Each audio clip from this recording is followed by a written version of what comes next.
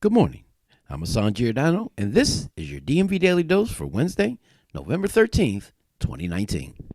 It's currently clear and 23 degrees in Baltimore. Expect partly cloudy skies starting in the evening. Today's high will be 37 degrees, and the low will be 23.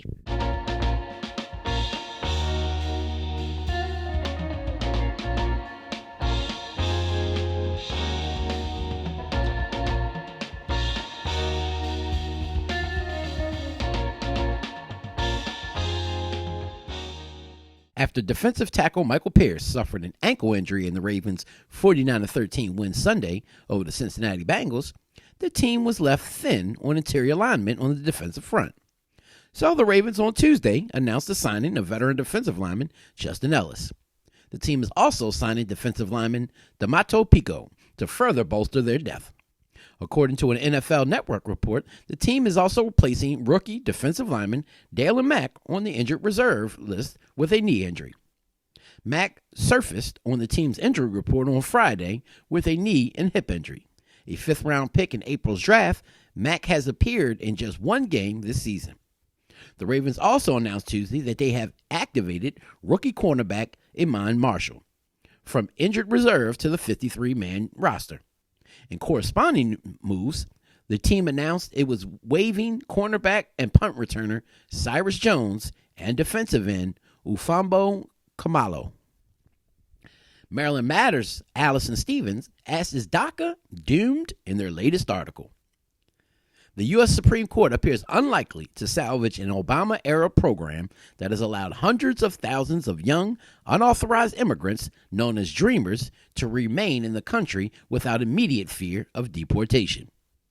Lawyers defending the program yesterday, known as the Deferred Action for Childhood Arrivals, or DACA, argued that the Trump administration broke the law when it rescinded the program in 2017.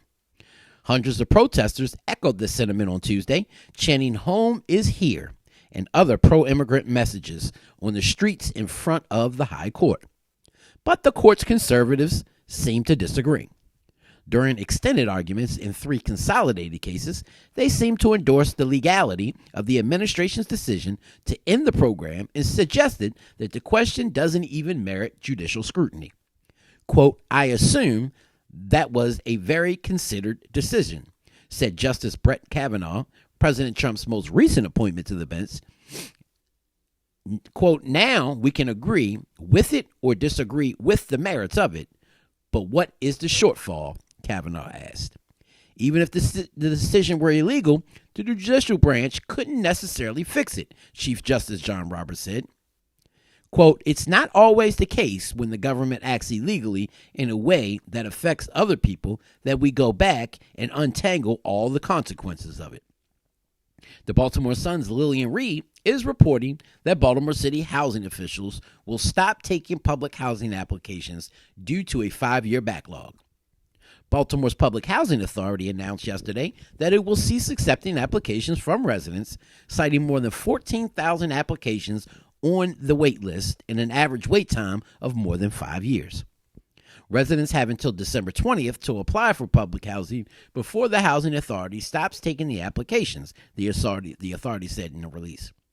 Quote, "This is a decision we wish we didn't have to make, but by continuing to accept applications, we would be performing a disservice and creating a false sense of hope that we can accommodate applicants in the near term," said HABC President and CEO Janet Abrams in a statement. She went on to say that the applicants at the top of our waiting list right now have been waiting on an average between 5 and 7 years. We work very hard to serve as many households as possible, but simply don't have the resources to meet the tremendous need. Agency officials said they have streamlined the wait list this year, almost halving the total number of applicants from 27,000. Abrams encouraged families in need to use programs through Mayor's Office of Human Services. In an interview Tuesday night, said that the Housing Authority was never meant to provide shelter for people in emergency situations, but instead aims to provide long-term, affordable housing for families. The authority began an intensive review of the waitlist in January after realizing its staff often had to conduct more than a dozen people on the list to find one still interested in a unit. Abrams said in an interview with the Baltimore Sun at the time. She tries to identify families seeking public housing as it moves through a big wait list. What we have found is that we have had residents who have moved out of the city, passed away, so it's just cleaning up the list, which is something that housing authorities do across the country, Abrams said at the time. We just want to get a clean list so we can then lease the units. Residents who did not respond to efforts by authority staff to contact them were not removed immediately from the list, but suspended as officials made additional efforts to contact them, Abrams said. Applicants are placed on the wait list by the date and time they submit applications. The goal is to place the remaining 14,000 on the list into housing over the next 10 years. Abrams said that once the agency has worked through that list, offering housing to everyone who wants it, only then will the list be reopened. The Baltimore Brewers are reporting that while the special election currently underway for Congress is unlikely to reach the fractious free-for-all of 1996, when 27 Democrats battled for the 7th congressional seat vacated by then-Congressman Kwesi Mfume, the race to succeed the late Elijah Cummings is getting rather crowded, but probably won't be as crowded as 96.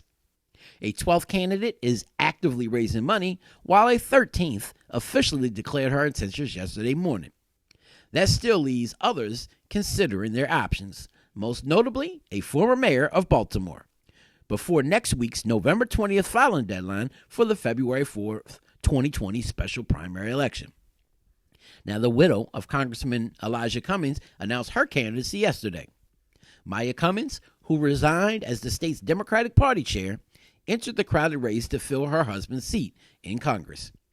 She joins former Congressman Kwesi Mfume, who Elijah succeeded when he left to become the president and CEO of the NAACP, along with announced candidates such as Delegate Talmadge Branch and State Senator Jill Carter, who is set to make her announcement official next week.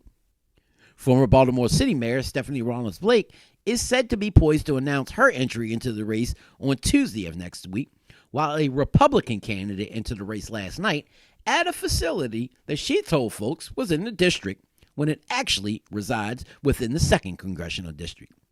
Kimberly Klacik, whose tweet caught the attention of President Trump months ago regarding the filth of Baltimore City, which led the president to attacking the late congressman when he was alive because of the conditions of his district. Well, Klacik was on WBAL radio yesterday and admitted to not only not living in the 7th Congressional District, which doesn't disqualify her to run as a congressional candidate for office due to federal election laws, but also clearly didn't know the parameters of the district that she looks to represent, or the names of the area that she was set to announce her candidacy last night. As she referenced, the bar that she was announcing was in the 7th Congressional District, when in fact it's in the 2nd, and she referenced it at the Timonium Bar as being in Hunt Valley.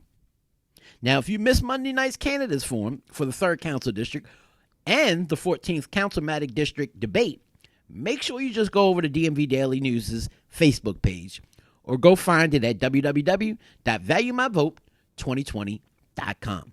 We want to thank everybody for coming out, including the candidates, our panelists, our moderators, and all the voters who came out to the Function co-working facility over on Harford Road on Monday night to hear the candidates square off. I'm your man, Mr. Politics, and this has been your Daily Dose for Wednesday, November 13th, 2019. For more information on the articles that I have mentioned, just go on over to our website at www.dmvdaily.news.